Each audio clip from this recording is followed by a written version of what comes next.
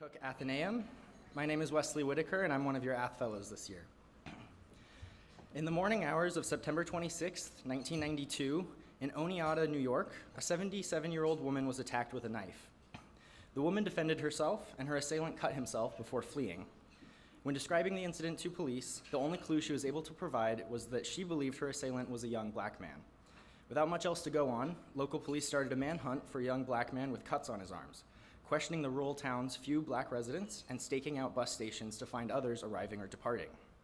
After failing to find the perpetrator, police then contacted administrators at the local university and obtained an 80-person list of black and Hispanic students that were enrolled. Working with campus security, police tracked down each student, whether they were in their dorm room, at their jobs, or even in the shower. From each, the police demanded to know their whereabouts at the time of the incident, and they also had to show their arms and their hands. New York State Police Major Robert Ferrand, who led the investigation, said his men used race as a clue in the same manner that they would have used the color of a car as the basis for a search through DMV records to ferret out the right one. But people, unlike cars, have constitutional rights, and one of them is to not be deprived of certain liberties based on their skin color. Nevertheless, law enforcement often acts on limited information, making snap decisions based not on a suspect's behavior, but on fitting a certain profile. Our speaker tonight will explain how intergroup bias can lead to practices like racial profiling, as well as explain the disparities in police stops, searches, arrests, and use of force. Associate Professor of Psychology at UC Berkeley, Jack Glaser is a social psychologist who studies racial bias in the criminal justice system. His research focuses on implicit bias, motivation to control prejudice, and racial profiling. Specifically, he is interested in the unconscious operation of stereotypes and how they affect bias in policing, as well as the role of racial profiling in police stops, searches, and use of force. The author of Suspect Race, Causes and Consequences of Racial Profiling, his work is often cited in discussions about how to reduce racial disparities in policing. Professor Glaser received his PhD in psychology from Yale University and joined the faculty of Berkeley's Goldman School of Public Policy in 2000, where he is currently serving as the Associate Dean, in addition to his teaching and research. He is also a principal investigator on the National Justice Database, which tracks national statistics on police behavior and is working to standardize data collection across many of the country's police departments. As always, I must remind you that audio and visual recording is strictly prohibited. Please silence and put away your phones at this time. And please join me in welcoming Professor Glaser to the Athenaeum. Thank you, Wesley. Thank you, Wesley, and thank you, Isabel, and thank you, Priya and Shauna Levin for inviting me in the first place. I'm really honored to be here. And aside from you demoting me to associate professor, I really appreciate the introduction. But with all due respect to all the associate professors in the room. So no, it's my website that's out of date. So you've seen this slide long enough, so let's get into the business at hand. In 2003, the Bureau of Justice Statistics carried out projections based on prevailing trends at the time as to what proportion of males in the United States would be incarcerated at some point in jail or prison at some point in their lives. They estimated that approximately 6% of white males would be incarcerated at some point in their lives. But for Hispanics and blacks, it was 17% and 32%. Now, this is one of those graphs where, I've set it up as a comparative graph, and you can see clearly that there's some kind of discrepancy here. But I could cover the right two bars, and we could just talk about the notion that 32% of the men of one racial or ethnic group would face the consequences of being incarcerated at some point in their lives. The alienation, the disenfranchisement, the loss of human and social capital, literal voter disenfranchisement that goes along with that, and the manner in which that would redound to the broader community. So this is probably an unsustainable number. There are some recent developments that indicate that these initial projections may be overestimates, but the numbers are still going to be untenable and unsustainable. There's been a lot of attention to lethal, fatal officer-involved shootings recently, and as we were talking about over dinner, A lot of that is due not to any change in the nature of the phenomenon, but really more to the availability of recording devices that we're all carrying around with us at any given time. And after the Trayvon Martin shooting and the Michael Brown shooting in Ferguson and several others that were highly publicized, the Washington Post started tracking these incidents systematically. And what they found initially, or one of the most fundamental findings of that, is that based on the police available data prior to 2015, when they started looking at these numbers, that should say 2015 and 2016, so now I'm worried about what's not going to show up next. In any event, prior to the Washington Post gathering these data, the policing data numbers indicated that approximately 500 people in the United States were fatally shot by police officers. The Washington Post data, which included the police data but also added crowdsourced data and media reports and the like, indicates that the number is closer to 1,000. This is not to say so much that the problem is worse than we thought it was, so much as that the data are worse than we thought they were, and the problem is substantial and trackable. And one has to wonder if there are any systematic biases in the data that were missing previously. So we're in a better position to understand these phenomena, and we can start to look at racial disparities. And one way to look at those is to look at the racial distribution of the people who are fatally shot by the police. And again, this actually is 2015 and 2016, and oh, there it is up there. It's just hiding up in the corner. And so if we look at those who were fatally shot by the police, according to the Washington Post's designation, who were lethally armed at the time, you can see that the majority of them are white, although whites are somewhat underrepresented relative to their share of the overall population. Blacks are somewhat overrepresented, and Hispanics are almost proportionally represented. But if we look at the cases where people are unarmed when they are victims of fatal officer-involved shootings, you see there that the overrepresentation of African Americans gets quite a bit more stark. Another way to look at the same data is to say, among those who are fatally shot by the police, what percent are unarmed? And for blacks, it's about twice as high as it is for whites. Now, correlation is not causation necessarily, and we can look at data like these, and we don't have to worry about sample size because these are the data. This is the population of things that happen, unless the Washington Post is missing large swaths of actual events. But this disproportion for unarmed victims is hard to dismiss, and it strongly suggests that there is something different going on when unarmed black civilians encounter police relative to unarmed white civilians. Another compelling set of statistics comes from a New York State task force that was looking into these fairly rare but troubling cases where off-duty police officers are fatally shot by on-duty police officers. There were a couple of incidents in New York State early in the 2000s that drew a lot of attention, and so this task force was formed, and they found 10 instances where over about a 30-year period, off-duty police officers were fatally shot by on-duty police officers. Now, over that period, it would be a conservative estimate to say that 25% of police officers were non-white. So in 2007, near the end of that period, about 75% of sworn police officers in the United States were white. And among on-duty fatalities, police fatalities, the proportions are pretty in sync. So on-duty officers who are fatally shot by other police officers in friendly fire or mistaken identity shootings are overwhelmingly white. But among these cases of off-duty police officers who were fatally shot by on-duty police officers, 8 out of 10 were black at a time when less than 10% of the policing population was black.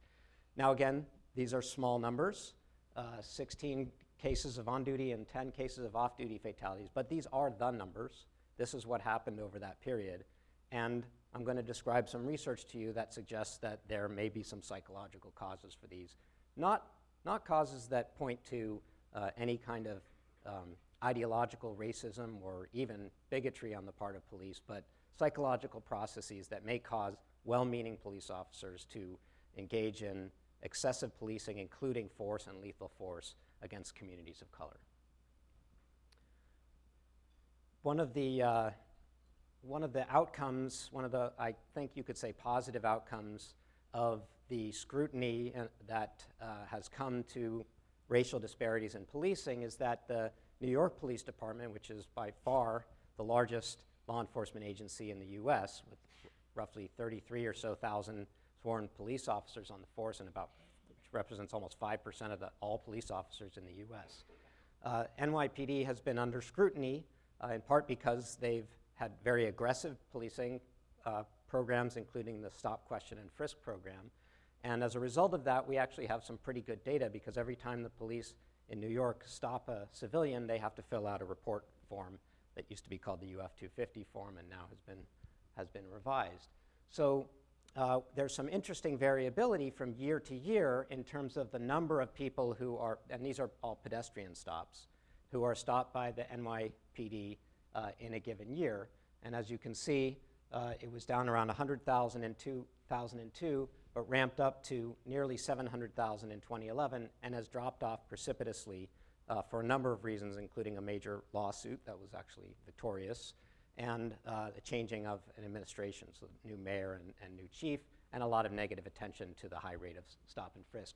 But we can use these numbers to get a sense of what's driving these high rates of stops and what's driving racial disparities in them. So in addition to thinking about racial disparities in lethal force and non-lethal force, we can think about the more common occurrence of people being stopped and deprived of basic liberties by the police, and the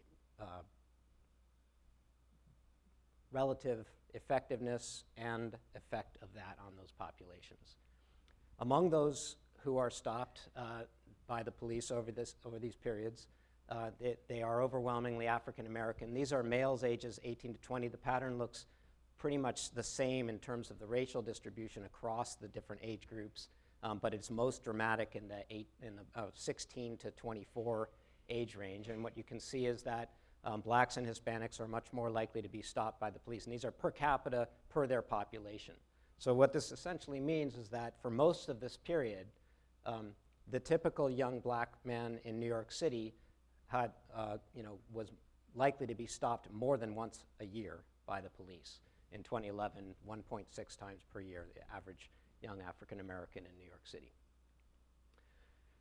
And we can break down the data in a somewhat different way, which is to say who's being stopped and what's happening after those stops. So again, in that peak year of 2011, and the patterns look quite similar from year to year. Even in recent years where the numbers are quite a bit lower, the distribution of who's getting stopped is quite similar, just the numbers are smaller. But you can see that about half of the stops occurring are African Americans, and Hispanics are overrepresented and whites are underrepresented in the stops. You can also see that among those who are stopped, blacks and Hispanics are more likely to be frisked. Now again, that may be because they're presenting a reasonable standard of suspicion at a higher rate than whites are, or it may be something else. And among those who are stopped, blacks and Latinos are more likely to be subjected to physical force, but maybe more surprising is that among those who are stopped, whites are more likely to be arrested than blacks and Latinos. And here's where we have an opportunity to capitalize on a feature of the data that gets us around some of the challenges we typically face with discrimination data, which is the question we want to ask is, well, among these people who are being stopped, which of them should have been stopped? Which one are these racial differences in who's getting stopped, racial and ethnic differences in who's getting stopped, a reflection of just differential behavior, or are they a reflection of some discriminatory act? And these, what we call hit rates or outcome rates, can give us a sort of an end round around the need to have that denominator data of who should be getting stopped. And one of the types of tests that people apply is something called an outcome test.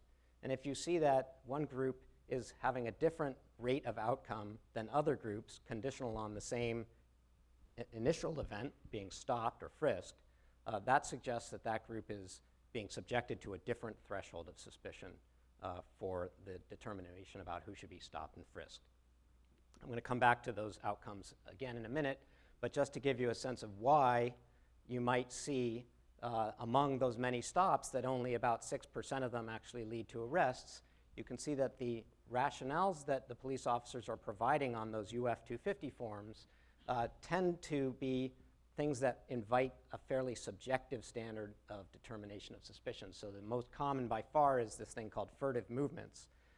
And you can start to imagine how an officer watching an individual doing something highly ambiguous may interpret the eye glances or the movements of somebody who comes from a group that's stereotyped as relatively criminal as being more furtive than others. Similar for casing a victim, which essentially means looking at somebody or standing near somebody or acting as a lookout.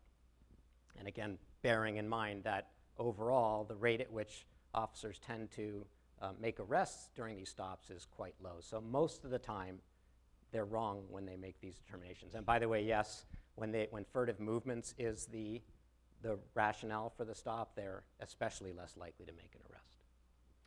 So coming back to this notion of getting around the need for benchmarks of who's actually offending at what rates, we can look at these outcomes. And in this case, before I was showing you the outcomes for each stop, now these are the outcomes per frisk.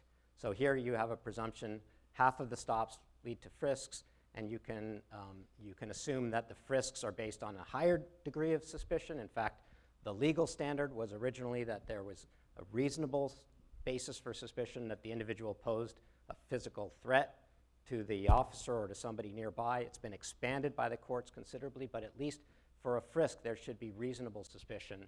And what you see here is that across the board, in terms of the possible outcomes, possession of contraband, illicit drugs, non-gun weapons, guns, and arrest. The first thing you might notice is that they find, in New York, they find very, very few guns among these frisks that they carry out. But that across the board, whites who are frisked by the police in New York are more likely to yield contraband, weapons, and are more likely to be arrested, which is actually even more surprising than you might think, because the typical African American in New York is more likely to have an outstanding arrest warrant. So conditional upon being stopped and frisked by the police, they should be more likely to be arrested. In spite of that, police are not finding sufficient evidence at the same rate as they are with whites who they're frisking. Now for something completely different. You can see I've changed gears a little bit here, but I want to shift over to the psychological part of the talk to explain why well-meaning police officers who may even very fervidly disavow prejudice and discrimination may be subjecting people of color to differential rates of enforcement. So for those of you who have taken intro psych, you might be familiar with this image, but let me just ask the crowd, does anybody see a triangle? Yes, I'm seeing nodding. You're very quiet, polite crowd. Okay, so I saw some hands. So we see you might see two triangles. If you're a member of the tribe like me, you might see a Star of David. But for sure, you see a triangle here, but how do we define a triangle? This is the audience participation part. So somebody tell me how you define a triangle. A shape with three sides, three contiguous sides. Not present here, and yet we all very spontaneously see a triangle. And in fact, you might think that it's a little bit darker over here than it is over here, but that's an optical illusion that your brain is imposing on this image to help you see the triangle that you've evolved to see, because we're good at seeing patterns that are only partially represented. That's exactly the right way to, that's right. And so, not just one, I'll put it up later. You can come up and play with it all you want. So my point here being that humans are very good at seeing things that aren't necessarily there, but that are strongly suggested to be there, because in our lives, we typically only encounter a small part of the information that we would need to make a definitive determination about what something was. So we rarely get to see the full 360 view of a physical object. We certainly can't read other people's minds and find out what they're thinking. So we're only making guesses about what other people are about to do, what they're thinking, what they've just done. At best, they'll tell us, and even then we can't be so sure. Social psychology teaches us that we're not even very good at knowing what is in our own memories and minds, let alone what other people are thinking and about to do.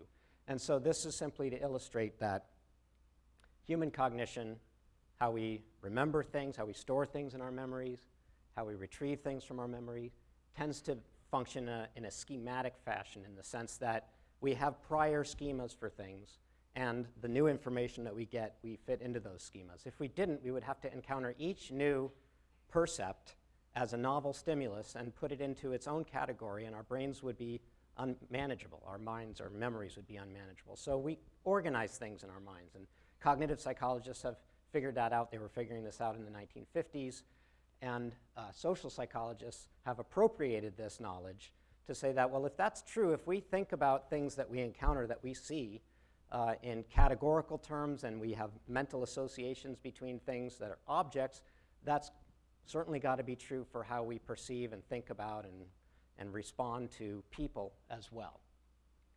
And we call these stereotypes if they are specific associations we have between a group and a set of traits, or we might use the term prejudice to describe a more gut-level, evaluative, positive, negative orientation towards something.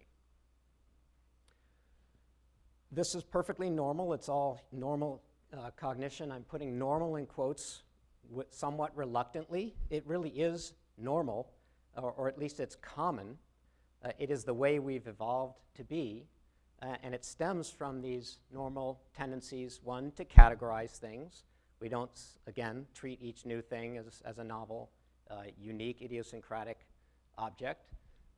To perceive and hypothesize about correlations between things. When we see things co-occurring, we generate hypotheses. Well, is that causally related?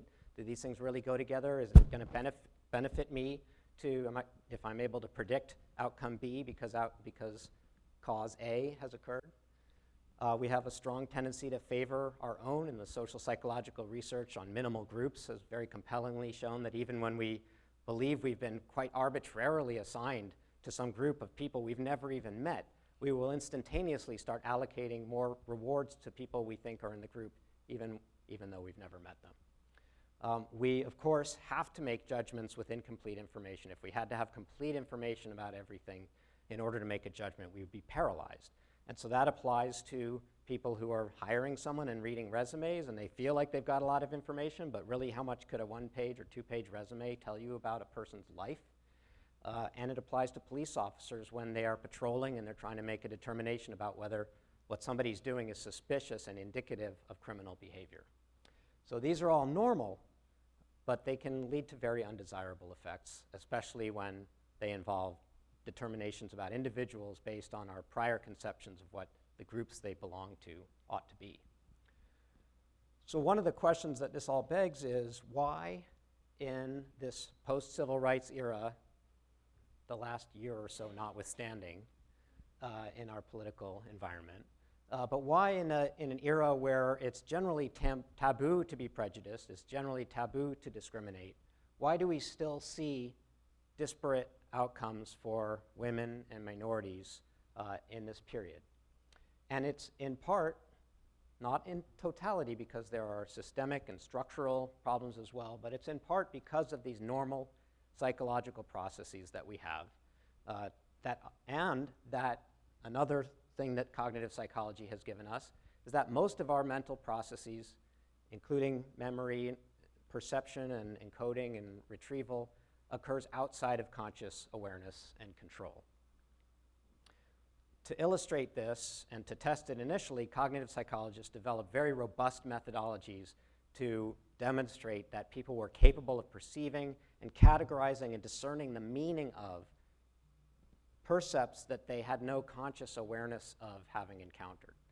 And so they would use tasks like this. This is an example of a kind of experiment, but one of my favorites, called the word stem completion task, where people are asked to fill in the word stem with the first letter that comes to mind to make it be a meaningful word. And unbeknownst to the subjects in an experiment like this, they would be subliminally exposed to an image like this.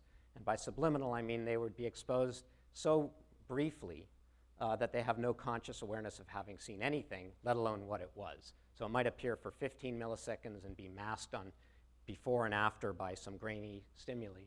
And what you find is that when people are exposed to a stimulus like this, even though they have no conscious experience of it, they're more likely to fill this in with, as you might guess, an O or a U or an A. I got carried away on Google Images. Two examples probably would have been sufficient. So similarly, what social psychologists like Jennifer Eberhardt and her colleagues have done is to show that when people are disambiguating a stimulus, just as we were disambiguating H blank T, when they're asked to look at something like this and determine whether it's a crime-related object or not, as the image becomes less, and this is, I wish this were my work, but this is basically the centerpiece of every talk I give because it's so perfect. This is just a brilliant, this study is a microcosm of everything that we need to know about implicit social cognition and racial disparities in policing. But the typical subject in this experiment would be exposed to all 41 frames of this stimulus and other ones like it where the object is either crime-related, like a gun or a knife, or not crime-related. And the task is to, as quickly as you can, as it's becoming disambiguated, identify whether it's a crime-related object or not. And again, hearkening back to the cognitive psychological research, people are either subliminally exposed to a black face or a white face or a neutral object.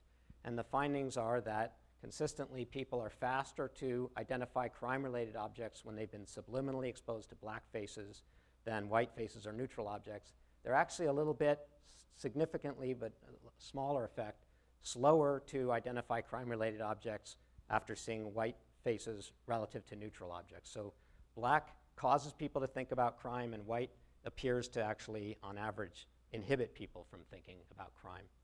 In a companion study, they had people be subliminally exposed to crime-related objects like guns or not crime-related objects, and then identify on a computer screen where a dot appeared. And they also had on the screen for every trial a black face and a white face alternating which sides they were on. And people were faster to identify the dot on the side of the screen that had the black face if they'd been subliminally exposed to a crime-related object. So crime causes people to look at black people, and thinking about black people causes people to think about crime. In a roughly simultaneous set of laboratory experiments, Josh Carell and his colleagues carried out what's now called the shooter task, where they had people see one image at a time like this, and the task was to hit the shoot button if the person is holding a gun, and hit the don't shoot button if the person is not holding a gun. And now you can see why it's called the shooter task. In my lab, we've replicated it using a trigger squeeze to make it a little bit more realistic, but the general idea is the same. And the general finding is that people are faster to do the shoot response when the armed individual is black than when he's white, and they're faster to do the don't shoot response when the unarmed individual is white than when he's black. And they are also more likely, not all of them, but the average subject in these experiments is more likely to shoot the unarmed black by accident than the unarmed white by accident. In my lab, Eric Knowles and I found that this tendency, the strength of that shooter bias, the relative speed with which they shoot armed blacks versus armed whites and don't shoot armed whites versus unarmed whites versus unarmed blacks, the strength of that shooter bias effect was predicted by an implicit measure using something called an implicit association test that probably about a third of you have done, I would estimate. And I'm not going to call for a show of hands because I don't want to get falsified right live here. So see, it's not nice how scientists can control their data collection and suppress findings. This would be the time where you spontaneously start raising your hands. And even if you've never done the implicit association test, you should raise your hand just to prove me wrong. So so what we found was that a measure of an implicit association between weapons and blacks as opposed to weapons and whites was correlated with the shooter bias phenomenon. But the more general black-white good-bad association that's typically measured with this test did not correlate with shooter bias, which suggests that these kinds of errors are driven primarily by the specific content of the stereotype, the association between minority groups, particularly blacks, and crime, violence, and weapons. Correll and his colleagues had a similar set of findings where they asked people their general attitudes. They didn't use implicit measures, but they asked their general attitudes. They didn't relate to shooter bias. They asked them whether they thought blacks were relatively dangerous, and that also didn't correlate. But when they said, what do you think the general American cultural stereotypes of black people are? Do you think that Americans in general think that they're more dangerous? To the extent that people agreed with that, they showed stronger shooter bias. So it was kind of an indirect way of getting a sense of the strength of their association between blacks and danger. And yes, if you may have been wondering, police officers who have been put into these experiments show the same pattern of results, both for this study and for the one with the dots, where the subliminal exposure to crime-related objects causes them to look at the side of the screen with the black faces. Police officers also exhibit shooter bias. There's a little glimmer of good news in this research in that in some of the police samples, they have not exhibited shooter bias in terms of making the error. The police officers have not exhibited it in terms of making the error of shooting unarmed blacks more than unarmed whites. They don't make as many errors in general. It's, the task is a little bit more familiar to them. And they do show the bias in terms of reaction time, which I think, unfortunately, will translate into an error bias under the stressful conditions of a real shoot, don't shoot decision. And I think that's what we're seeing in that Washington Post data as well. There's also a little bit of glimmer of hope in this research. I don't want to be the total, doomsayer tonight. But another set of studies by Lois James and her colleagues at Washington State University runs a more elaborate videotape-based simulation, shooter simulation for police officers. And she had actual police officers in this as well. Over the course of this video, the officers are able to identify the race of the suspect pretty much at the beginning. And the general finding is that they are actually slower to shoot black suspects than to shoot white suspects. And to me, this indicates that when officers are given sufficient opportunity to make a plan about what they want to do, they can override these biases. On the other hand, I don't believe that this simulation raises the stakes sufficiently that it simulates the actual decision-making environment that an officer experiences when he or she actually fears for their life. But it does suggest that under some circumstances, officers will compensate and even overcompensate when given the opportunity.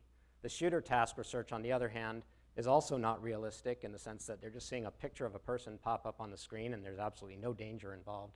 But on the other hand, I think it does a better job of capturing the more automatic part of the response, the more spontaneous part, because it's a speeded task and they're going through it quite quickly.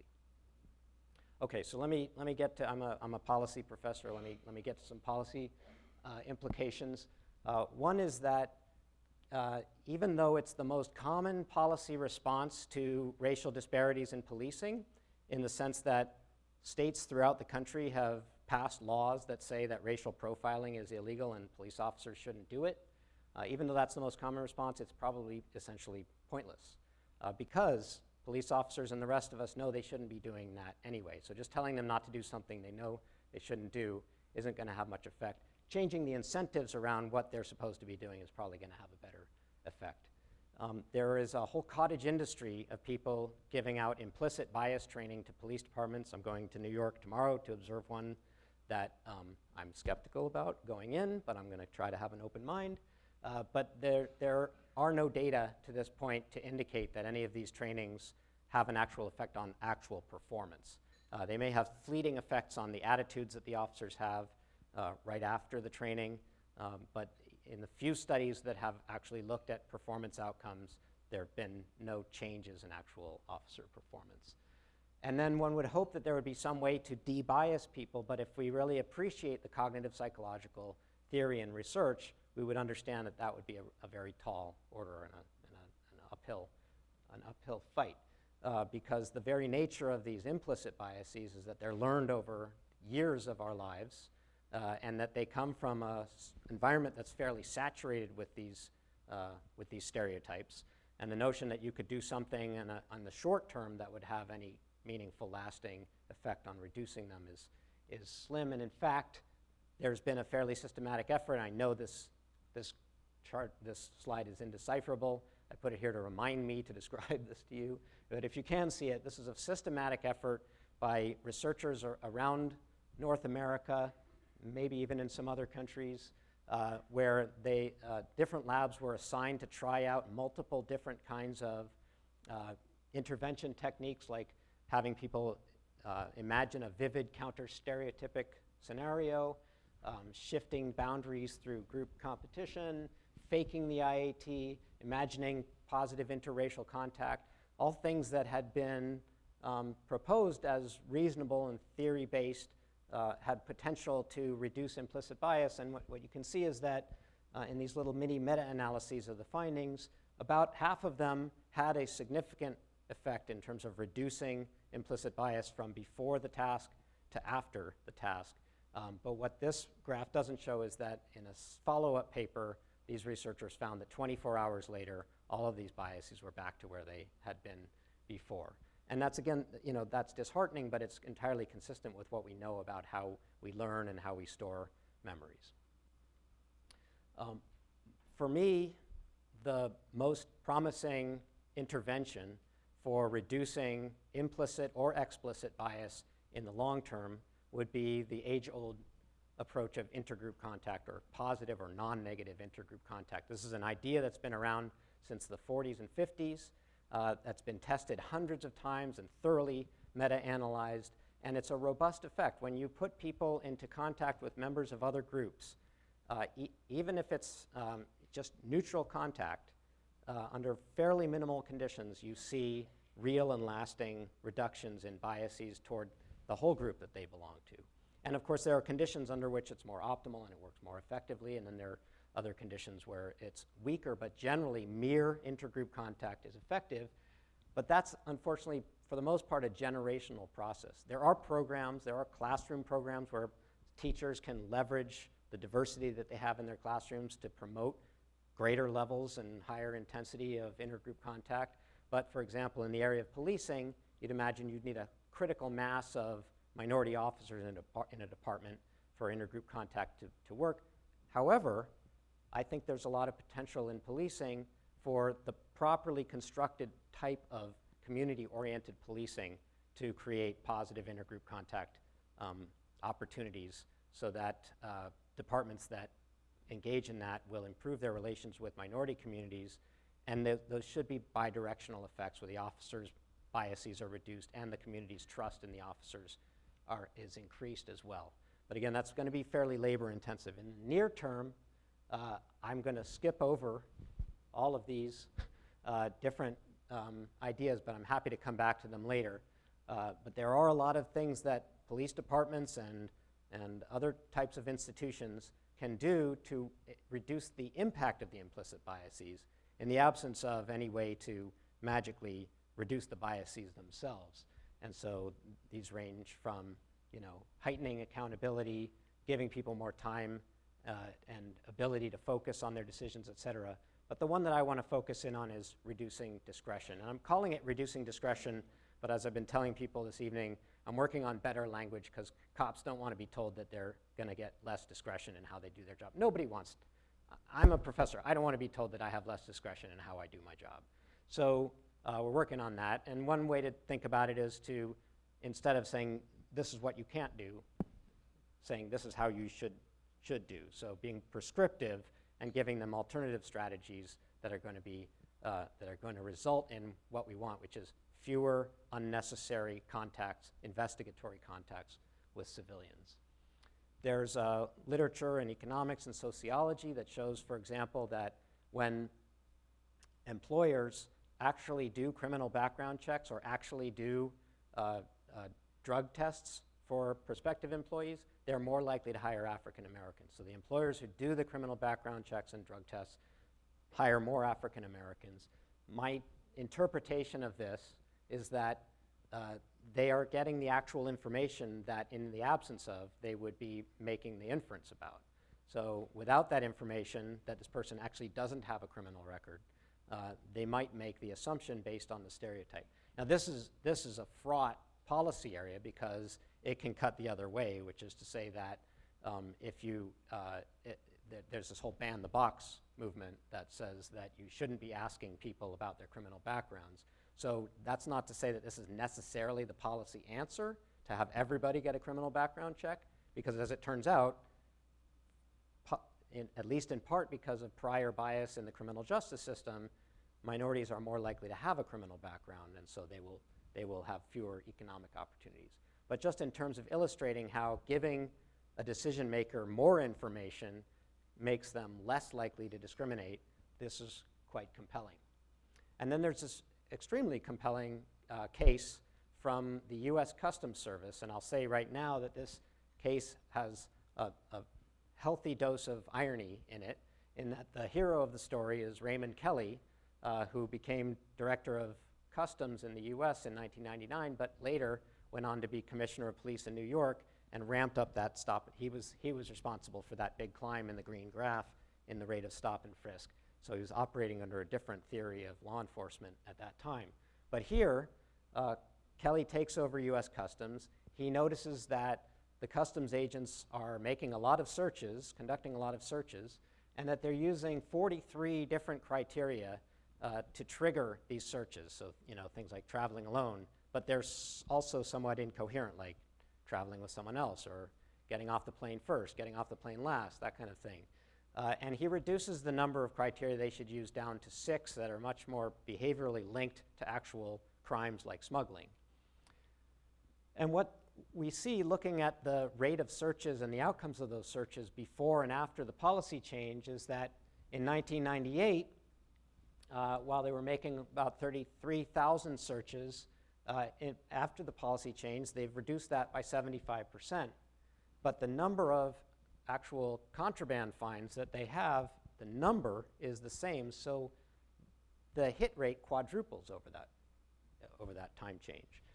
So in this case, we have a win-win. We've got fewer people being interfered with, but no loss in effective in terms of catching smugglers or other types of criminals. Now, this is best case scenario. I'm not going to argue that if you reduce the number of search criteria across law enforcement agencies, you're going to see a net neutral outcome in terms of criminal captures. But it does show that that clearly there were a lot of unnecessary searches occurring, and that there is a signal in that noise that some agents are picking up and others are missing, or that a good supervisor or policymaker can hone down to a better practical prescribed set of criteria.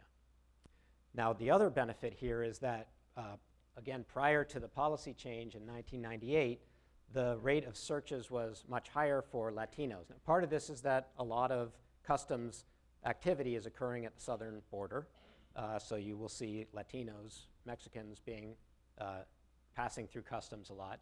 But what you can see here, again, like with those arrest rates at the NYPD, the hit rate in terms of contraband fines for Latinos is about 1/3 of what it is for whites and blacks who are being searched. So here the stereotype is that the criminals are Latino in customs, and you can see that because of that, the effectiveness of those searches is much lower because they are having to meet a lower threshold of suspicion in order to get searched in the first place.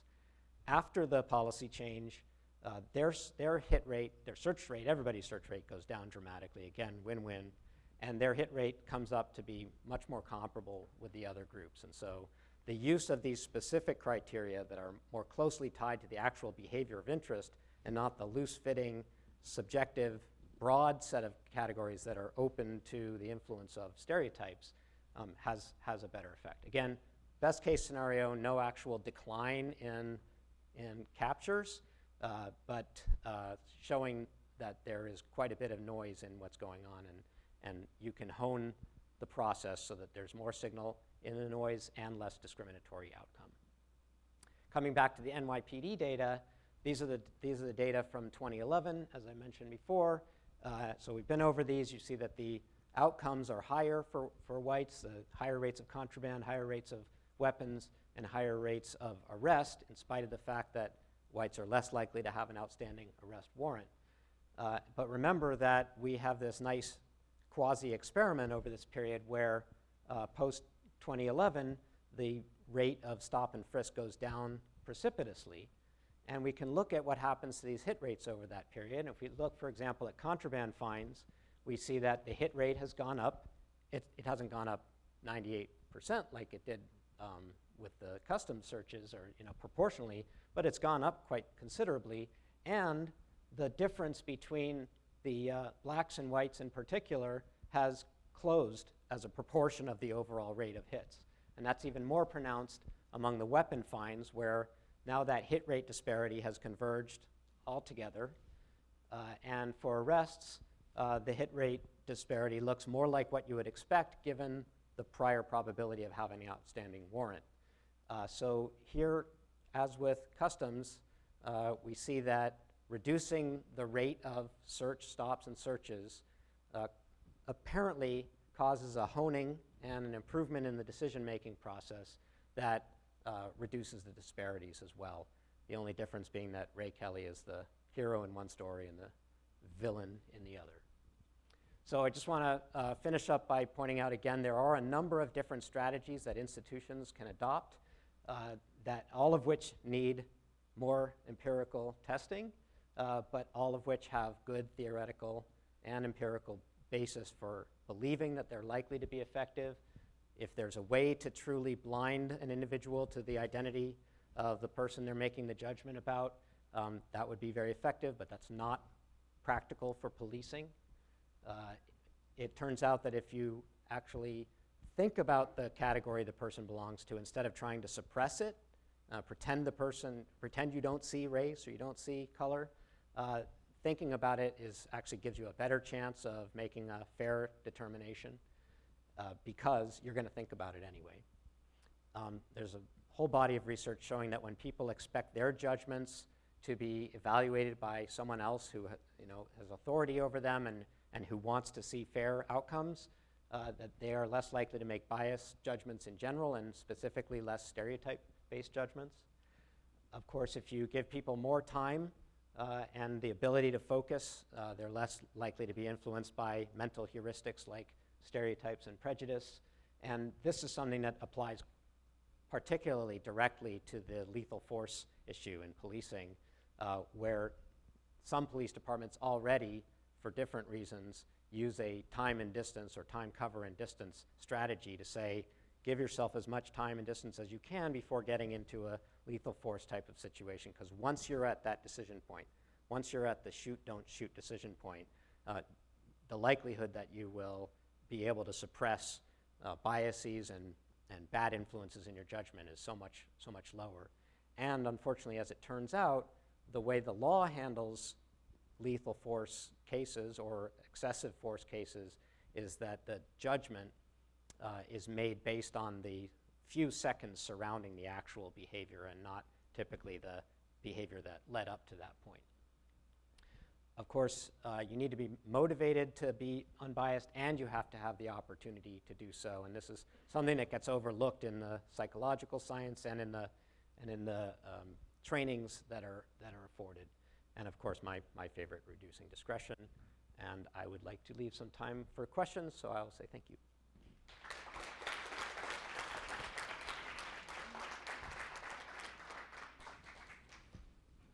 Thank you, Professor. So we will open it up to questions. If you have one, please raise your hand, and either Wesley or I will come and hand you the mic. As always, priority goes to students.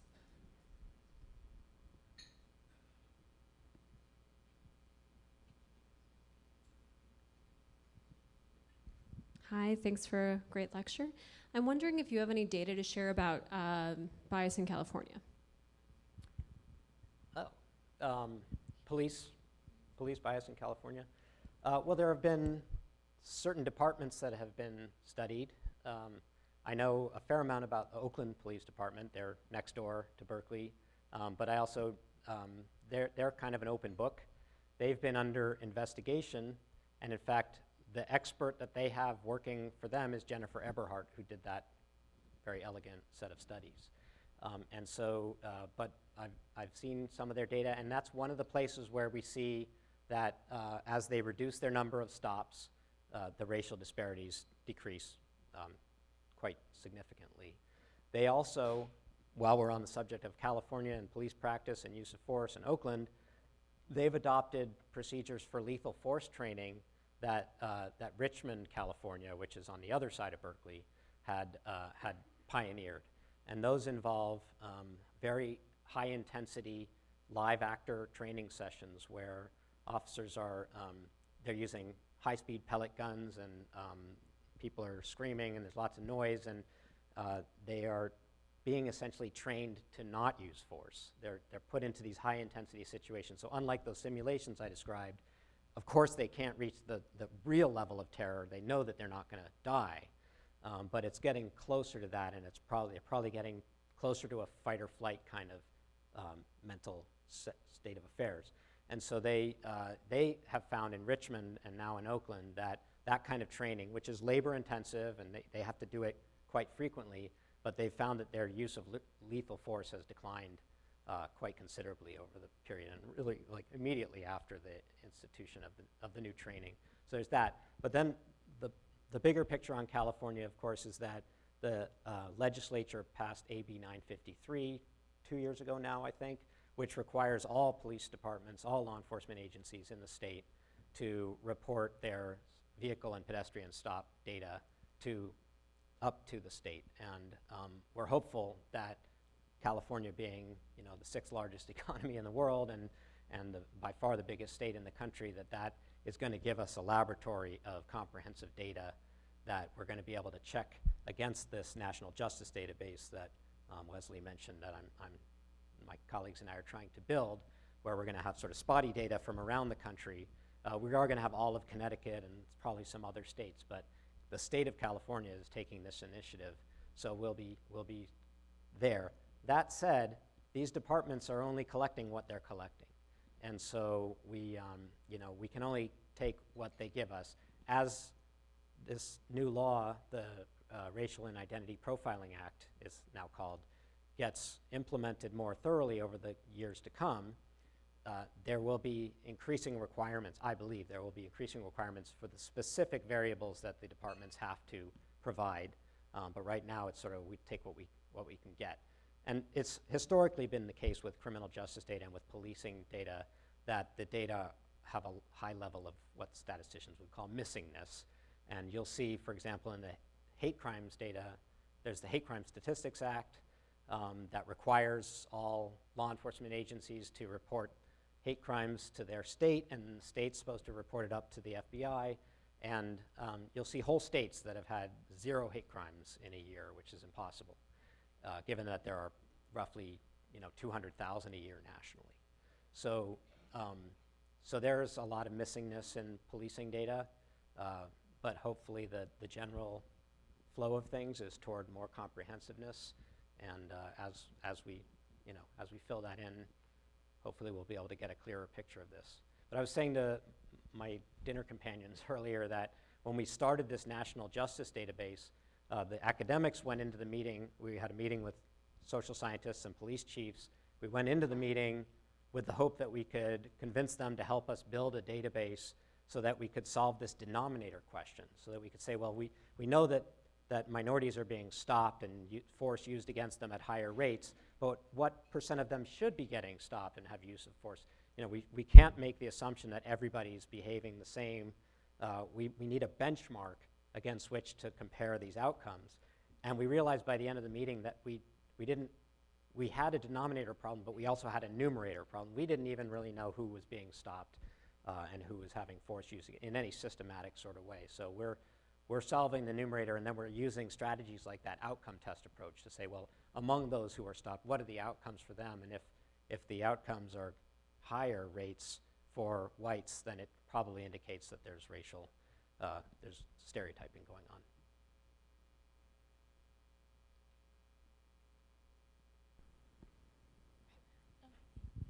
Hi, thank you so much for being here, first of all. My question, I guess, would be, you mentioned in, I think, your last slide that in order specifically with policing, in order for the racial bias to sort of change, that these policemen would have to want to change. How do we make people care? Because I feel like in a lot of these situations, people who are performing these acts upon racial bias are under the impression that they're not biased. So I feel like we would just keep running into a problem and going in circles. So how do we make people care? Yeah, great. That's a great question. Well, I have sort of two layers of response to that. One is that it's my view that most of this information, most of these ideas, is best targeted at management level, because they're the ones who make the determinations about things like search criteria and when force is allowable and vehicle pursuits, things like that. That's another area where departments are just eliminating high-speed vehicle pursuits, and that's saving lives. And yeah, there are some offenders who aren't getting caught, but they see that as a worthwhile trade-off. So there are things that the chiefs and their captains can do that will improve things, and they are in that deliberative policy-making headspace more of the time, where they're making determinations about what the practices of the department will be going forward. Oh, by the way, all of that is bearing in mind that there's an old adage in policing that culture trumps policy. So it's not sufficient to just write a new policy. You have to actually change the culture of the department. So that comes to the other part where, teaching the officers about the nature of bias and that they may be discriminating despite their best intentions will at least open them up to the idea that they can be more receptive to the new policies. The idea that, well, maybe I shouldn't be making so many stops and this is why, and making them more receptive to that. But I do think most of the action has to happen at the command level, and that's my typical target audience. On the other hand, there's this whole industry of people making millions of dollars providing trainings to rank and file officers, and there's just no reason to expect that it's working. That said, one of the components of that type of training that I think is promising is that they will often give officers the history of policing in America. And by the way, policing in America really is qualitatively different from most other countries. Part of that is just the high rate of gun violence in our country that causes police to be more on guard, but part of it is the history of policing coming up through slave patrols and other group control histories that have affected the nature of policing in America. So for police officers to learn about that too, it can increase their sensitivity to communities of color who are saying, why should I trust you? Why should we trust you? We have this horrible history.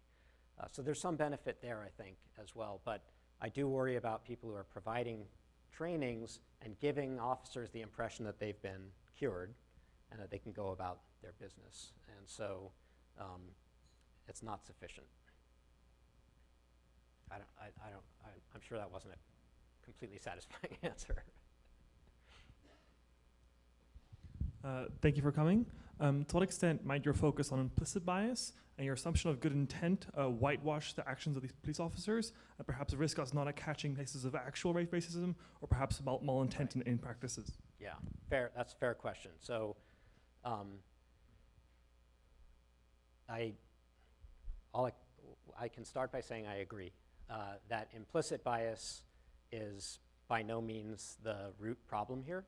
The root problem is really more American history and the structural and systemic problems that we have. There are also racist officers in the classical sense, and there's always a big debate about whether we should be looking for bad apples or if we should be looking to see if the whole barrel is spoiled.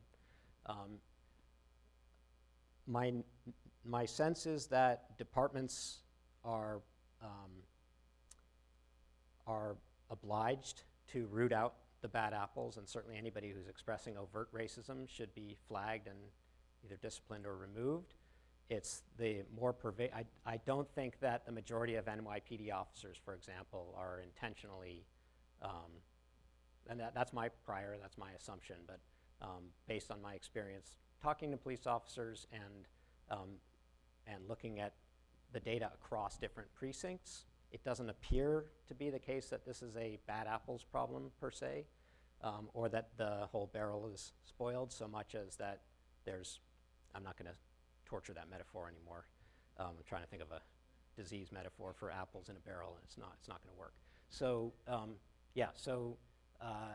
I think that raising the awareness of the potential for implicit bias to cause otherwise well-meaning people to misinterpret the behaviors of someone, and that there would be a race-based pattern in that is valuable, but it can't be at the expense of acknowledging this history that I was talking about, and also the possibility of much more racist officers. And there are officers in the US today who are still members of the Klan. I mean, they're out there, racist officers are out there. There are departments that have a racist culture, but I think among the 18,000 or so police departments and sheriff's departments in the US, that for the most part, they're being run by people who are, trying to administer policing in a racially fair way. The question is, are they trying hard enough? Are they motivated sufficiently to take the steps that are needed to overcome the natural tendencies that people have to judge people based on their appearance?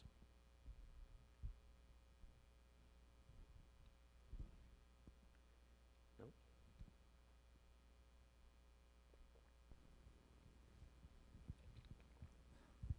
Thank you for your talk. I just wanted your opinion on body cameras and what roles they play in mitigating this implicit bias. Yeah. So body cameras, they play a sort of multi-pronged role potentially. One would just be the direct accountability that they would afford so that we can monitor either through some kind of random review or some kind of machine learning based systematic comprehensive review that I think actually will be developed over the next decade or so. So they allow for that direct accountability, and we're starting to see some of that happening. They also play a motivating role, which is that both police and the civilians they're interacting with, knowing that they're being taped, it alters their behavior. Now, in fact, police officers typically, at least in the early days of the rollouts of body-worn cameras, were resistant to it because they don't, just like they don't want less discretion, they don't want to be under a microscope. But typically, just a few weeks in, they are pretty happy with it because it tends to be more exculpatory than anything else. The camera video tends to show that the officer was working at least within the rules, and so they're accepted in that way. I do wonder at what point officers will habituate to them, and potentially civilians as well. Just like when you watch documentaries, you see people and they're acting in ways that you can't believe they're doing while there's a camera on them, but apparently people really habituate to documentarians. And I think there will be some degree of that, but it does, on the accountability front, it's a big plus, I think, both for motivating accountability and then being able to actually execute it. It's funny, the main vendor for body-worn cameras now is Taser, and they are getting out of the Taser business because there's so much more liability in Tasers because sometimes they kill people and they're not supposed to. Hi, thank you for your talk. So you put for implicit biases, something that would be able to help was more accountability. And I was wondering what your view is of qualified immunity and whether or not you believe that that is perpetrating those biases. Thank you. Is qualified immunity perpetuating the biases? Or just the role that you believe that it plays in the whole system. And you mean by qualified immunity, you mean officers having a presumption of goodwill? So specifically the summary dismissal in courts with like the reasonable or unreasonable Right. person standard. Right. So, that is an underlying issue in all of this, which is not just that.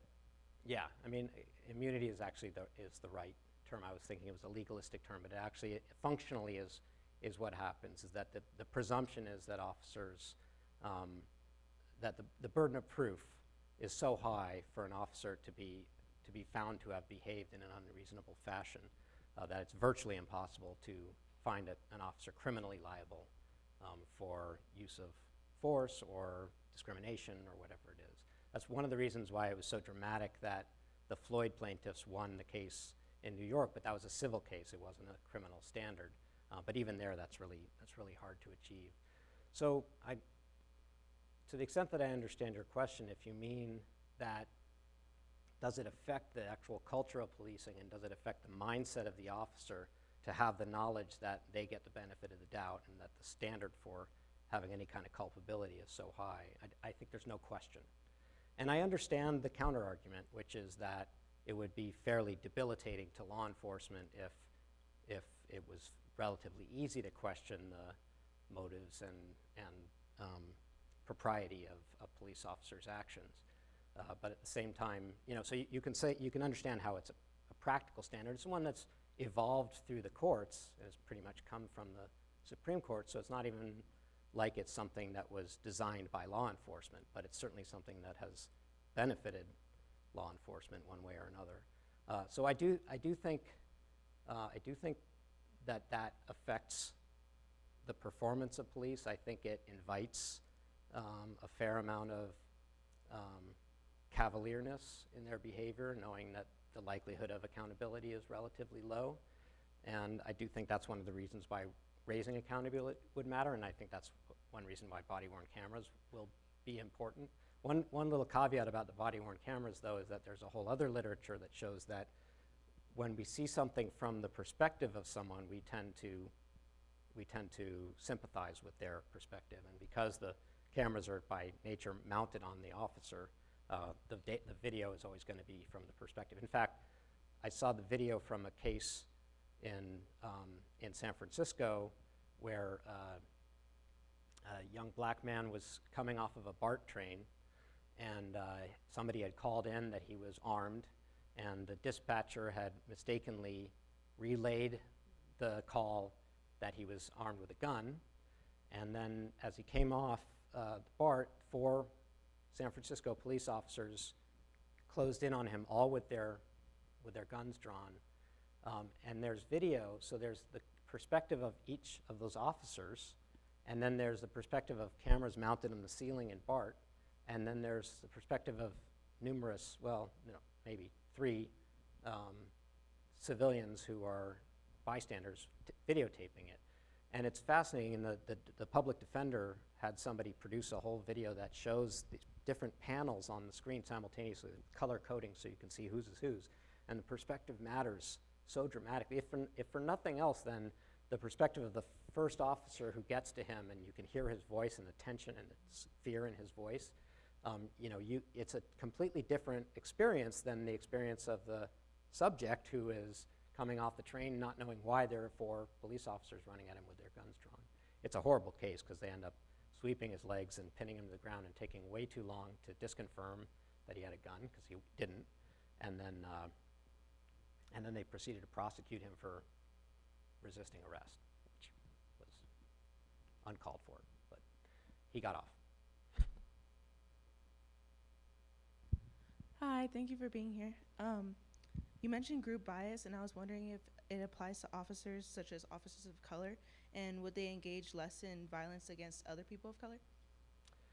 Yeah, that's a really great question. Would officers of color be less prone to violence toward other people of color? So the data seem to indicate no, unfortunately. And that's challenging because a lot of the calls are for diversifying police departments. My view is that diversifying a police department will have an indirect effect on making policing more fair by the intergroup contact effect and making the police themselves and the white police more sympathetic to people of color. But the direct effect doesn't appear to be there. In fact, in the shooter bias research, where they have actual police samples, it's not statistically significant, but in both large police samples, the minority officers actually exhibited higher rates of shooter bias. So they were shooting armed blacks faster even than the white officers were. So on the other hand, at least anecdotally, it seems to be that minority officers have better relations with minority community members. So when they're not having an investigatory contact, they're better capable of promoting police-community relations. But when it's investigatory, and certainly when there's use of force, it seems to be the case that they use at least as much force as white officers do against minorities. Now that's consistent with the research that shows that they have the same stereotypes. They don't have as much bias in prejudice terms. They don't have as much affective, emotional negativity toward other minorities, but they do have the stereotypes linking blacks and crimes, for example, at comparable rates. So to the extent that it comes down to a stereotype-driven error of either determining whether somebody's just generally suspicious or whether they're posing a lethal threat, it's not entirely surprising that they would perform similarly. There's also important to note that minority police officers are not randomly selected. They're self-selecting into policing, so they're not necessarily going to be, representative of their group, generally speaking. Again, anecdotally, I will say that I've met minority police officers who very much get into policing because they're concerned about fairness and bias and mistreatment of minority communities, but that's not necessarily all of them. Hi, so I actually had a question. I worked with actually a few Bronx police officers a few summers ago who were both minorities, and they worked in the police force for a couple decades. And they actually expressed a lot of frustration to me about sort of the bureaucratic structure of the Bronx NYPD, because they felt that it incentivized police officers because they would be promoted or they would receive some type of incentives for, stopping and frisking more people, and that inhibited their ability to use discretion when it was well-informed. So I'm wondering what you think about conflicting incentives in the bureaucracy of the police department. I think it's critical, and that's really, that's where the police leaders have the best levers in terms of addressing this problem, is that you do have in New York, it's very well known that there were strong incentives for making a lot of stops, which is weird. You'd think there would just be strong incentives for making a lot of arrests, which would also be problematic because you got to, as the one police captain said, you got to kiss a lot of frogs before you find a prince. So you got to make a lot of stops if you're going to make a lot of arrests. But they were even just directly rewarding high rates of stops. Again, under the broken windows philosophy of Giuliani and Commissioner Kelly, the idea was not so much that you would actually make a lot of arrests so much as you would intimidate people and you would get them to fear the police and fear being stopped. And that's for me, some of the most cynical aspects of it, because you will see some police chiefs saying that they want there to be an expectation of punitiveness and that they want people to be, a little fearful when they see the police. I don't think that's generally the case, but that's common enough that it comes up and people will say it publicly. So incentives are critical, and in New York, for example, that was a big part of the change, was that they de-incentivized making so many stops, and they even went so far as to counter-incentivize them by making it bureaucratically more of a hassle, because every time they made a stop, they had to not only fill out a report, but submit it to their immediate supervisor the same day. And there's one analysis by a guy named Jonathan Mumolo, who did what's called a regression discontinuity analysis, where he looked at the general trend in declining stop and frisk rates, and he also was able to detect that to the day that that command came forward, there's a significant precipitous drop above and beyond the already declining trend of stop and frisk.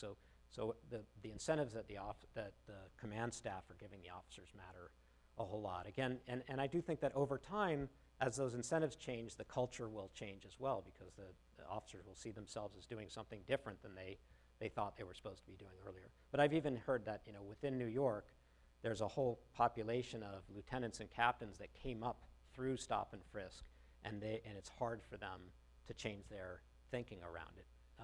I'll tell you one other really interesting anecdote. I should have just started with this, because it's one of the most interesting things I've encountered in all of this research, was sitting in on a training at not to be named police department, and observing the trainer instructing a group of sergeants. And sergeants are really, they're the ones who are really in control. They're the day-to-day supervision of the rank and file officers. And this trainer was, who was himself a command staff person in that department, was ostensibly training these officers on their new stop report data collection. And, but he, being a unusually progressive police command type person, was really interested in getting them to think about what their goals were. And so he said, paraphrasing, but pretty close to what he said, so what's our most typical kind of stop?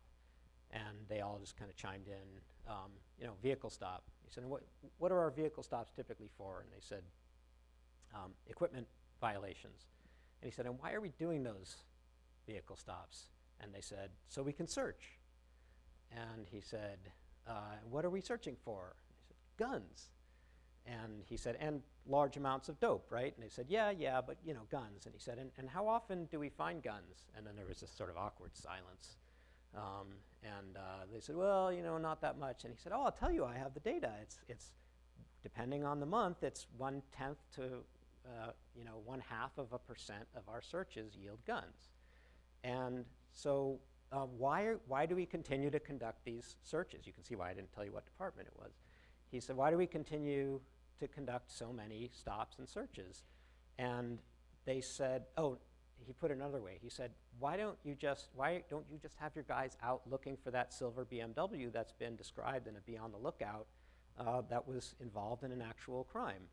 And they said, well, how are our guys gonna let us know how active they've been if they're just spending the whole afternoon driving around and have nothing to show for it? So the incentives were clearly that actual data reporting, which we've been forcing on them so that we can figure out what they're doing, has become the accountability structure. And that's deeply problematic. But it was also just this remarkable illustration in a fairly mainstream department. I mean, I think a fairly representative department, that they are making pretextual stops based on equipment failures like the cliche broken tail light, primarily so that they can conduct searches and make arrests.